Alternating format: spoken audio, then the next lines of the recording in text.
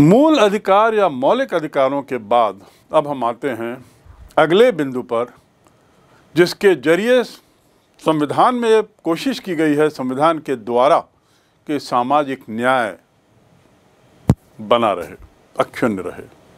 और वह है अगला बिंदु, नीति निर्देशक तत्व और सामाजिक न्याय। नीति निर्देशक तत्व, नीति यानी पॉलिसीज, निर्देशक यानी डायरेक्टिव, दिशा जो देते हैं, निर्देश करते हैं, निर्देशित करते हैं, दिशा देते हैं, पॉलिसी, डायरेक्टिव। और सिद्धांत या तत्व, नीति निर्देशक सिद्धांत या तत्व, तत्व का अर्थ है या सिद्धांत का अर्थ है प्रिंसिपल्स, प्रिंसिपल्स, PRINCIPLES। तो directive principles of state, state माने राज्य नहीं, याद रखेंगे अंग्रेजी में directive principles of state policy, policy यानी नीतियां, डायरेक्टिव यानी निर्देश, और तत्व यानी सिद्धांत, तत्व सिद्धांत और पॉलिसीज, प्रिंसिपल्स, और स्टेट यानी सरकार, शासन। और ये डायरेक्टिव प्रिंसिपल क्या बला है, क्या चीज है? संविधान का ये एक अत्यधिक महत्वपूर्ण अनुच्छेद, अत्यधिक महत्वपूर्ण अंग है, अध्याय है। और इस directive principles of state policy में या नीति निर्देशक सिद्धांत के तहत ऐसे बहुत सारी नीतियां उसमें उल्लिखित हैं। संविधान में हमारे संविधान निर्माताओं ने संविधान बनाते समय ही ऐसी बहुत सारी नीतियों को उल्लिखित कर दिया जो भारत की जनता के एस्पिरेशंस को, उनकी महत्वाकांक्षाओं को, आने वाले समय में उनकी इच्छाओं को प्रदर्शित करती है।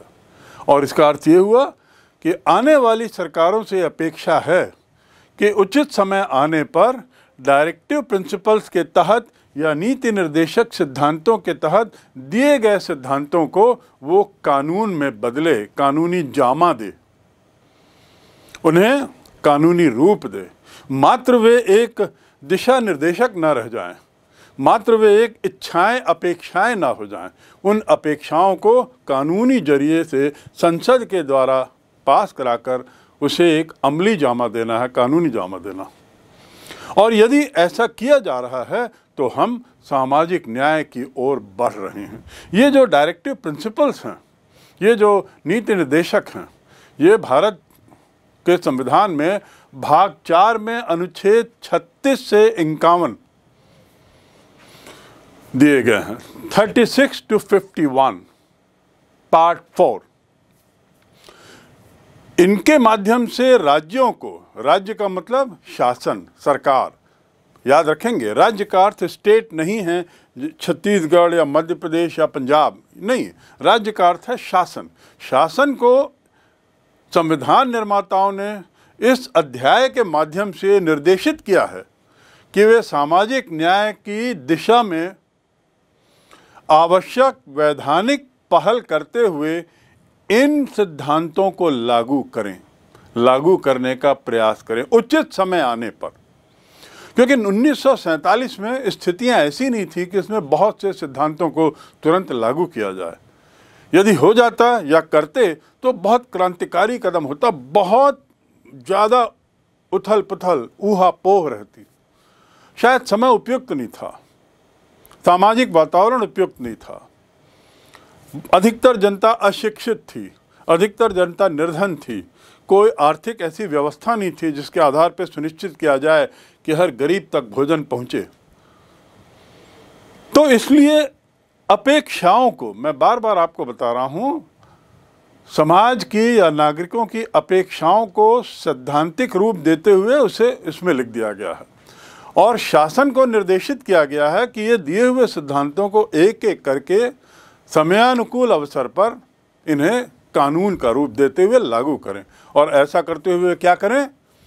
सामाजिक न्याय सुनिश्चित करें, सामाजिक न्याय की ओर अग्रसर होना सुनिश्चित करें। यहाँ राज्य का अभिप्राय, जैसा मैंने कहा, राज्य का अभिप्राय सभी राजनीतिक सत्ताओं से है, राज्य का अभिप्राय राज्य से नहीं है, स्टेट से नहीं है। उस सत्ताओं में केंद्रीय सरकार भी आती है, संसद आता है, विधान मंडल, विधान परिषद, राज्य सरकार, केंद्र सरकार, स्थानीय अधिकारी, प्रशासनिक अधिकारी आदि सब आते हैं। Professor M.K. गोखले जो प्रसिद्ध राजनीतिक विचारक हैं, उन्होंने कहा है कि राजनीति के नीति निर्देशक तत्वों का उद्देश्य एक कल्याणकारी राज्य बनाना है। क्या बनाना है? कल्याणकारी राज्य। और कल्याणकारी राज्य तभी संभव है, लोक कल्याणकारी राज्य तभी संभव है जब हम सामाजिक न्याय को केंद्र में रखकर कार्य करें। ऐसा यदि हम करते हैं तो वहाँ के नागरिक खुशहाल होंगे, समृद्धशील होंगे। ये जो नीति निर्देश है इसमें कहा गया है कि जैसे उदाहरण के लिए कुछ नीति निर्देश सिद्धांतों के यहाँ आपको बता देते हैं ताकि आप समझ सकें कि ये सिद्धांत हैं, कानून नहीं। और इनमें से कुछ सिद्धांत थे, अब वो कानून में बदल चुके हैं। और इस प्रकार यदि 100 नीति निर्देशक सिद्धांत दिए हुए हैं तो गत 70 वर्षों में उनमें से बहुत से सिद्धांतों को कानून में बदल लिया गया है और अब मात्र 30, 40 या 50 सिद्धांत बचे हैं। समय के साथ साथ सरकार इनको भी प्रयास कर रही है कि इनको भी हम कानूनी जामा दें। पहला है जैसे प्रत्येक स्त्री पुरुष को समान रूप से जीविका के साधन। पहले क्या होता था? महिलाओं के लिए मजदूरी का दर अलग था, पुरुषों के लिए मजदूरी का दर अलग था। आप समझ सकते हैं कि पहले ऐसी भावना थी कि पुरुष ज़्यादा काम करते हैं, उतने ही घंटे में 7 घंटे के कार्य में वो ज़्यादा काम करते हैं, इसलिए ज़्यादा मजदूरी उनको, और महिलाएं 7 घंटे के कार्य में कम काम करती है तो उनको कम मजदूरी। ये गलत विचार था, वैज्ञानिक दृष्टि से भी ये गलत है। तो इसलिए अपेक्षा की गई कि कानून बनाया जाए, तो राज्य द्वारा प्रत्येक स्त्री पुरुष को समान रूप से जीविका के साधन प्रदान किए जाएं। समान रूप से प्रत्येक नागरिक को, चाहे वो स्त्री हो या पुरुष हो, समान कार्य के लिए समान वेतन। ये क्या है? समानता। समानता की ज़रूरत क्यों? सामाजिक न्याय लाने के लिए, समाज में सबको एक स्तर पे देखने के लिए। आज ये बात सुनिश्चित कर दी गई है कि सरकारी नौकरियों में समान कार्य के लिए समान वेतन मिलता है। स्कूलों में आप जाएं जहां महिलाओं की संख्या बहुत है, शिक्षकों की संख्या, शिक्षिकाएं बहुत हैं, उनकी तनख्वाह पुरुषों के बराबर ही है, कोई कम नहीं है। ऐसे आज जो बड़े बड़े कार्य हो रहे हैं जिसमें महिलाएं हैं, चाहे वो पायलट्स हों, चाहे सेना में फौज में हों, चाहे वो जहाज़ों में हों, चाहे वो इंजीनियरिंग में हों, उनको वही तनख्वाह मिलती है जो पुरुषों को मिलती है, बशर्ते स्तर समान हो, योग्यता समान हो। ये सुनिश्चित करना जरूरी है। तो समान कार्य के लिए समान वेतन, ये एक सिद्धांत था जो अब लागू होकर कानून बन चुका है। अर्थात यदि ऐसा कहीं नहीं किया जा रहा है तो शासन आवश्यक कार्रवाई करके सुनिश्चित कराएगा कि समान कार्य के लिए समान तनख्वाह दी जा रही हो। दूसरा सिद्धांत, देश के भौतिक साधन जो हैं, जो देश के जो संसाधन हैं, उसका स्वामित्व और नियंत्रण ऐसी व्यवस्था से होगा कि अधिक से अधिक लोगों का हित हो, ज़्यादा से ज़्यादा सार्वजनिक हित हो सके। सभी का फ़ायदा ना हो पाए लेकिन अधिकतम का फ़ायदा हो। देश के जो संसाधन है, भौगोलिक संसाधन है, भौतिक संसाधन है, अधिकतम के लिए उसका उपयोग होना चाहिए, ऐसा नीति में लिखा हुआ है और उसको कानूनी जामा दिया जा रहा है। अगला सिद्धांत, राज्य का अर्थ फिर मैं बता दूं, यह राज्य यानी सत्ता। श्रमिक पुरुषों और स्त्रियों के स्वास्थ्य और शक्ति तथा बालकों की सुकुमार अवस्था का दुरुपयोग नहीं होने देगा। सुनिए, श्रमिक पुरुष और श्रमिक महिलाओं के स्वास्थ्य और शक्ति और बालकों के सुकुमार अवस्था का, बालकों के सुकुमार अवस्था मतलब जो उनका जो शरीर 14-15 साल की उम्र तक जो बाल्यावस्था में रहता है, उनसे वही काम ना कराया जाए जो पुरुष बड़ी उम्र के करते हैं, जो युवा लोग करते हैं, जो बड़े लोग करते हैं, यानी पत्थर ढोने का कार्य बड़े लोग करते हैं, तो बच्चों से भी वैसा ही कार्य इतना भारी भरकम ना कराया जाए। बड़ों को जितने घंटों का कार्य दिया जा रहा है, पुरुष बच्चों को नहीं। और उल्टा कानून तो ये कहता है कि 14 वर्ष से कम आयु के बच्चों को से किसी भी तरह का कार्य कराना नाजायज है, गैर कानूनी है। तो इस नीति निर्देशक सिद्धांत के तहत कानूनी प्रावधान ये बन गया है कि बच्चों से कार्य नहीं कराया जाए। आप देखेंगे बहुत से बच्चे चाय की दुकानों में बर्तन मांजते रहते हैं। बहुत से बच्चों को बाल मजदूर के रूप में बहुत जगह लगाया गया। ये अपराध है। बाल मजदूरी को अपराध घोषित किया है और उसके तहत सरकार के पास ये अधिकार है कि ये साबित होने पर कि कोई व्यक्ति या कोई दुकान या कोई कंपनी बाल मजदूरों को से काम करवा रही है तो उसके खिलाफ कानूनी कार्रवाई करके ऐसे लोगों को जेल भी भेज सकती है। सवाल ये उठता है आपके मन में कि फिर बच्चे कैसे काम कर रहे हैं? दिन दहाड़े सभी जगह तो दिखाई देता है काम करते। उसके कुछ दूसरे कारण हैं। आर्थिक मजबूरियां बच्चों की। आज शासन के अधिकारी एक दुकान से बच्चों को निकाल के ले जाते हैं कि ये गलत कार्य करवाया जा रहा है इनसे, क्योंकि इनकी उम्र 14 वर्ष से कम है। ले जाकर उनको कहाँ भेजेंगे? उनको उनके माँ बाप के पास वापस भेजते हैं तो माँ बाप उन्हें फिर काम में लगा देते हैं, क्योंकि बच्चे उनके लिए गरीबी में आर्थिक संसाधन का जरिया है, एक आर्थिक आय का जरिया है। ये उनकी निर्धनता विवश करती है कि बच्चों को वे मजदूरी पे लगाएं। इसलिए हमें सुनिश्चित करना है कि उनकी निर्धनता जितनी जल्दी हो सके दूर होए, और यहाँ पर शासन प्रयासरत भी है।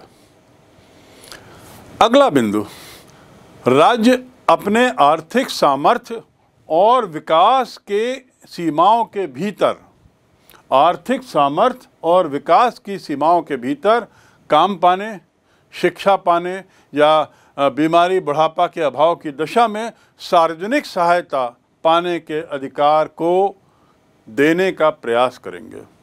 सार्वजनिक सहायता ऐसे लोगों को जो कि जिन्हें शिक्षा की ज़रूरत है, जिन्हें काम की ज़रूरत है, या बूढ़ा बीमार हो गए हैं, बुढ़ापा है, बेकारी है, ऐसे लोगों को सार्वजनिक सहायता यानी शासकीय सहायता या अन्य किसी जरियों से उनको मदद किया जाए, चाहे उनको कार्य देने के दिया जाए, चाहे उनको आर्थिक मदद की जाए या उनको शिक्षा दी जाए। और इसी के तहत कानून क्या बना है? शिक्षा का अधिकार, कि अब बच्चों को आवश्यक है कि वे स्कूल में जाएं।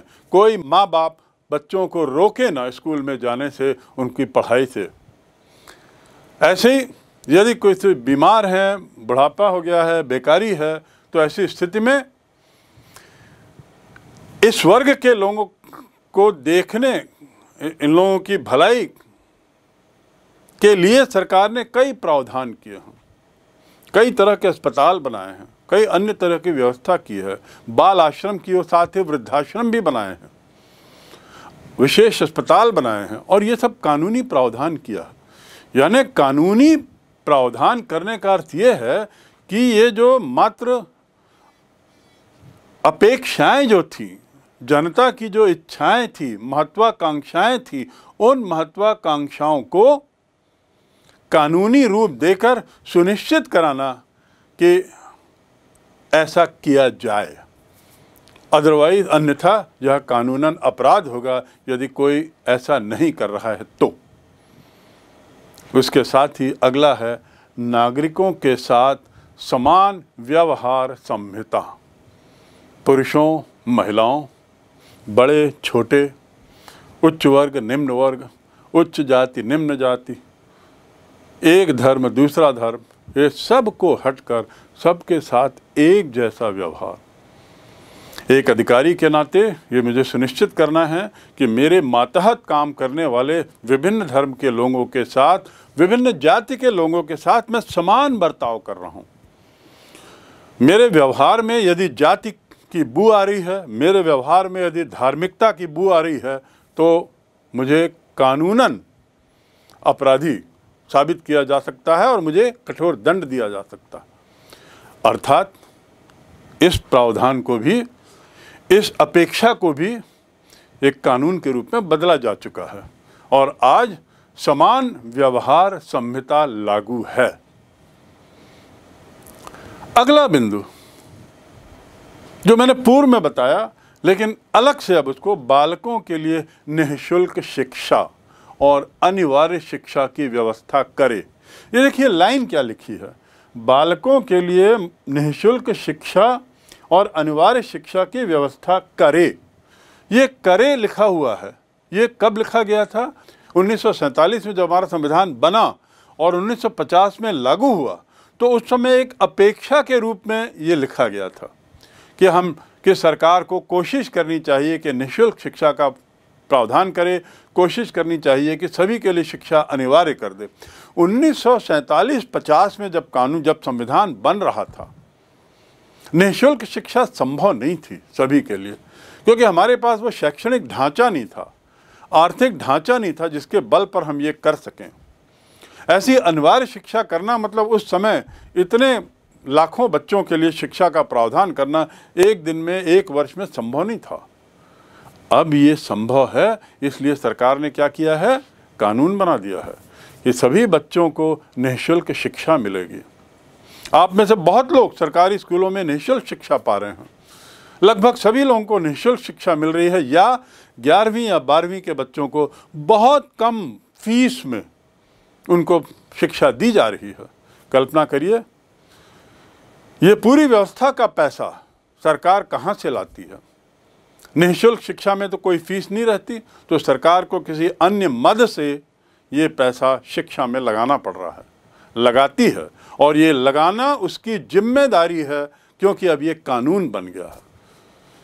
यदि हम में से कोई शिक्षा से वंचित है तो हम शासन को शिकायत कर सकते हैं और उस आधार पर शासन पे कार्रवाई हो सकती है। दूसरे शब्दों में अब ये कानून बन गया है, करें, व्यवस्था करे, ऐसा यदि लिखा है तो इसका अर्थ ये है उस समय की अपेक्षा, उस समय की महत्वाकांक्षा, उस समय की इच्छा को यहाँ पर लिखा गया। सिद्धांत में क्या है? सिद्धांत में सब इच्छाएं हैं, और समय के साथ साथ इन इच्छाओं को कानून में बदलने का प्रावधान किसके तहत? सामाजिक न्याय के तहत। ऐसा करते हुए सरकार क्या कोशिश करती है? ऐसा करते हुए सत्ता क्या कोशिश करती है? सामाजिक न्याय देने की, सभी लोगों को एक तराजू में तौलने की। अगला बिंदु जो उस समय सिद्धांत के रूप में लिखा गया, एक इच्छा के रूप में व्यक्त किया गया संविधान निर्माताओं के द्वारा, वो था कि अनुसूचित जाति, अनुसूचित जनजाति, आदिम जाति तथा अन्य दुर्बल लोगों के लिए शिक्षा और धन संबंधी हितों की उन्नति, शिक्षा और धन संबंधी हितों की उन्नति का प्रयास करे। कौन? सरकार, सत्ता। ये कब लिखा? ये संविधान में कब से है? 1947-48 से लिखा हुआ है, 1950 में लागू हुआ। और हमने इस ऐसी व्यवस्था कर ली है, कानून बना दिया है। अब हमारे पास अनुसूचित जाति जनजातियों के लिए विशेष प्रावधान है, कानूनन प्रावधान, उनकी शिक्षा के लिए, उनके आर्थिक मदद के लिए। मैंने पिछले वीडियो में जिक्र किया आपको कि उन्हें क्या मिला हुआ है। उनके लिए एक विशेष विद्यालय खोले गए हैं पूरे अखिल भारतीय स्तर पर, जिसका नाम है एकलव्य विद्यालय, जहां पर अनुसूचित जाति, अनुसूचित जनजाति के बच्चों को निःशुल्क शिक्षा हॉस्टल में रहकर, छात्रावास में रहकर दी जाती है। वे बच्चे छात्रावास में रहते हैं। ऐसे ही अंदरूनी इलाकों में निम्न वर्ग के विद्यार्थियों के लिए कौन से स्कूल खोले गए हैं, जिनके नाम हैं नवोदय विद्यालय। नवोदय विद्यालय शहरों से दूर, अंदरूनी इलाकों में, दूरस्थ इलाकों में खोले गए हैं। वे भी छात्रावासी स्कूल हैं, जहां पर आय के अनुसार ऐसे बच्चों को दाखिल किया जाता है, प्रवेश दिया जाता है जो महंगे स्कूलों की शिक्षा वहन नहीं कर सकते। तो ये नवोदय विद्यालय पूरे देश में फैले हुए हैं। तो इस प्रकार तात्पर्य ये है कि शिक्षा संबंधी जो हमारी उस समय 1947-48 में हमारे संविधान निर्माताओं की जो इच्छा थी, और संविधान निर्माताओं की इच्छा मतलब तत्कालीन जनता की इच्छा। संविधान निर्माता लोग जो क्या कर रहे थे, जनता की इच्छा को संविधान सभा में कानूनन रूप, संवैधानिक रूप दे रहे थे। तो उनकी इच्छाओं को संविधान सभा में जो सदस्य लोग थे वे व्यक्त कर रहे थे, और उसमें से एक इच्छा थी कि भाई अनुसूचित जाति, जनजाति और निर्बल वर्ग के लोगों की शिक्षा का प्रावधान करना। अब ये जो उनकी इच्छा उस समय उन्होंने व्यक्त की थी वह अब कानून के रूप में बदल चुकी है, और पूरे देश में उनकी शिक्षा के लिए तमाम बहुत सारे प्रावधान किए गए हैं। अगला बिंदु, पौष्टिक आहार प्रदान करना और जीवन स्तर सुधारने के लिए उचित सार्वजनिक स्वास्थ्य सुधार की व्यवस्था करना, ये मूल सिद्धांत है। और यदि हम इसका पालन करते हैं तो भारत में सामाजिक न्याय की स्थापना हो सकती है। इसके तहत पौष्टिक आहार के तहत क्या प्रावधान किया गया है? मिड डे मील्स का प्रावधान किया गया है। मध्यावकाश भोजन जो बहुत से राज्यों में स्कूलों के माध्यम से वहाँ पढ़ने वाले विद्यार्थियों को दिया जा रहा है, उसके पीछे यही तात्पर्य है कि इन सब बच्चों को पौष्टिक मील मिले, वे स्कूल में पढ़ते हुए अच्छे भोजन से वंचित ना हो जाएं, उनकी दरिद्रता, उनकी गरीबी, निर्धनता इसके आड़े ना आए। इसलिए शिक्षा के बहाने, शिक्षा में प्रेरित करने के लिए भी और शिक्षा के बहाने उन्हें स्कूल आने को कहा जाता है, वहाँ पे पढ़ाई करते हैं और पौष्टिक भोजन मिड डे मील के माध्यम से खाते हैं। कुल मिलाकर नीति निर्देशक सिद्धांत ऐसे संवैधानिक प्रावधान हैं जिनको उचित समय पर कानूनन रूप दिया जाता रहा है, और उसके साथ ही ऐसा करते हुए कोशिश है कि सामाजिक न्याय ज़्यादा से ज़्यादा हो, अन्याय और न्याय के बीच की जो खाई है वो कम होती जाए, न्यूनतम हो जाए।